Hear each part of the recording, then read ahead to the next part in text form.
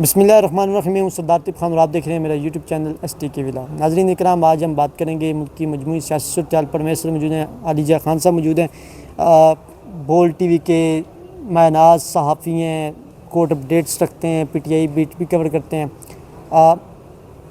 ELISA Khan साहब, आइनी तरमीम कहा जा रहा है कि 25 से पहले जो है वो पेश कर दी जाएगी और नंबर गेम भी हुकूमत के पूरे हैं। मुख्तलिफ़ कमेटियों में भी आप जा रहे हैं, कवर कर रहे हैं, कमेटी टू कमेटी भी खेल रही है हुकूमत और अपोजिशन। क्या लग रहा है ऊँट किस करवट बैठेगा? सबसे पहले आपका बहुत शुक्रिया। लेकिन आज सियासी गुफ्तगू से पहले कुछ मैं अवामी गुफ्तगू करना चाहूँगा जिसका ताल्लुक़ डायरेक्ट आवाम से है, क्योंकि पाकिस्तानी एक स्पोर्ट्स लविंग नेशन है। क्रिकेट से उनको जज्बाती वाबस्तगी है। तो इस वक्त जब मैं आपसे बात कर रहा हूँ तो अब से कुछ ही देर कबल इंग्लैंड ने पाकिस्तान को इबरतनाक शिकस्त दी है और पिछले 20 साल में किसी टीम को ऐसी शिकस्त नहीं हुई जिस तरह की पाकिस्तान को हुई है। और पाकिस्तान वो पहली टीम बन गई है जिसने पहली इनिंग्स में 500 रन किए हैं और उसके बावजूद वो शिकस्त खा गई है। और शान मसूद मुसलसल 6 टेस्ट हारने वाले पहले पाकिस्तानी कप्तान बन गए हैं। तो ये सेहरा उनके सर जाता है।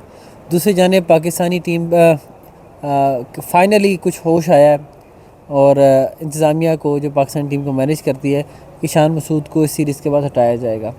मेरे ख्याल में सिर्फ शान मसूद को हटाना नाकाफ़ी है। ओवरऑल एक मैसिव लेवल की सर्जरी की ज़रूरत है, जो मोहसिन नकवी साहब ने कहा था। और माशाल्लाह जब से मोहसिन नकवी साहब नाजिल हुए हैं हमारी इस कौमी क्रिकेट टीम पर एज़ चेयरमैन PCB, तब से कौमी क्रिकेट टीम की कारकर्दगी इतनी अच्छी है कि वो कोई मैच जीत नहीं पा रही।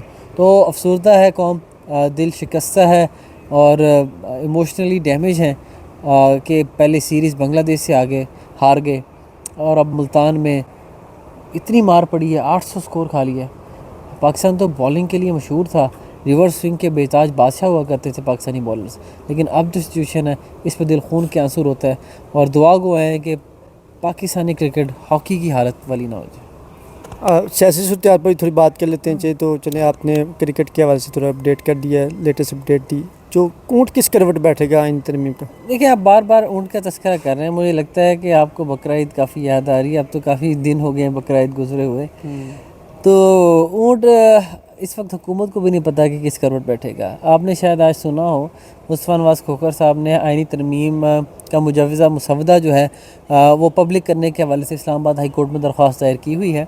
और आज जब समाअत का आखिरी हिस्सा था तो उसमें चीफ साहब ने मुस्कुराते हुए कहा, क्या कहा बोला, जब मुस्तफ़ा नवाज़ खोखर के वकील ने कहा कि ये पब्लिक करना चाहिए, ये हमें पता चलना चाहिए, तो चीफ साहब मुस्कुरा कहा वो क्या पब्लिक करें, उनको खुद नहीं मालूम। तो इस छोटे से जुमले में सारी बात का जवाब है। समंदर को कोजे में बंद किया है। ये भी कहेगी सुप्रीम कोर्ट में जाएं, ये भी कहेगी सुप्रीम कोर्ट में जाएं, इसको लेकर जाएं वहाँ सुप्रीम कोर्ट में उनका लेके जाएं। असल में मुख्तलिफ हाई कोर्ट्स में मुसवदे जो है मुसवदों के हवाले से दरख्वास्त दायर हुई है। कहीं पे वो पेंडिंग है, कहीं पे उन्होंने कहा है कि फैसला महफूज है। तो मुझे लगता है कि हुकूमत अगर उसके नंबर गेम पूरी होती है ना, तो अब तक उन्होंने वेट ही नहीं करना था। ठीक है, अब तक वो पेश कर चुके होते हैं। मौलाना वाला फैक्टर बहुत अहम है और अगर वो मौलाना के बगैर करते हैं ना, तो एक इसे कहते हैं ना, फेस सेविंग भी हुकूमत को नहीं मिलेगी कि जी क्या ऐसी ज़रूरत थी कि आप JUI मौलाना यकीनी तौर पर एक अहम फैक्टर हैं, एक सियासी जमात के सरबराह हैं और उनका एक एक से है पाकिस्तानी पॉलिटिक्स में। तो अगर उनके बगैर हुकूमत करती है तो उनके अज़ाइम मज़ीद वाज़े हो जाएंगे, जो कि अब तक वाज़े हैं। लेकिन मुझे लग नहीं रहा कि हुकूमत जो सोच रही है कि 26 तारीख को इजलास बुला के कर लेगी, मुझे लगता नहीं है। क्योंकि आज साहब हामिद रज़ा से भी गुफ्तगू हुई है हमारी, तो उन्होंने कहा कि हमारे तमाम तर MNAs जो हैं वो हमारे साथ राब्ते में हैं और कोई एक भी हुकूमत जो है वो तोड़ने में ताहाल कामयाब नहीं हो सकी और ना ही वो तोड़ सकेंगे।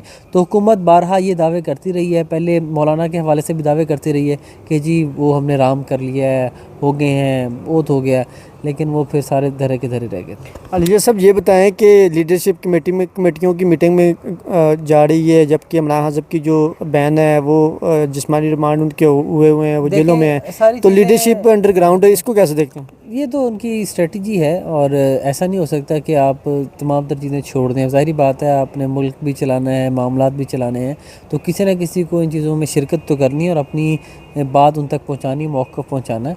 तो अलीमा खान साहिबा के हवाले से आप देख रहे हैं कि समाअत हो रही है, उनको 2 रोज़ा जिस्मानी रिमांड गुज़िश्ता रोज़ दिया था।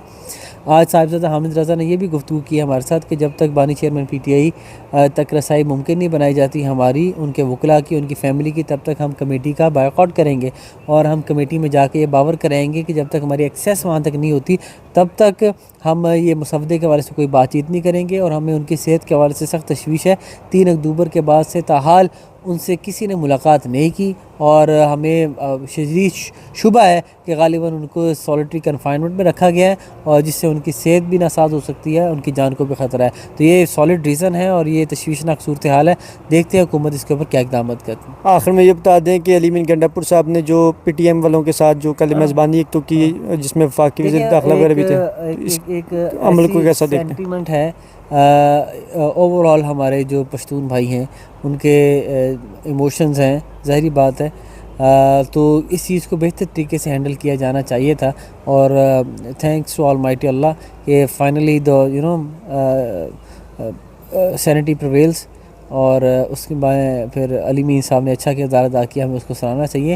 और मौलाना साहब ने भी ये बात की है कि हम इसकी मज़म्मत करते हैं जो उनके ऊपर तशद्दुद हुआ और हम इसके हक़ में है कि ये जरगा हो रहा है और इसके पुरअमन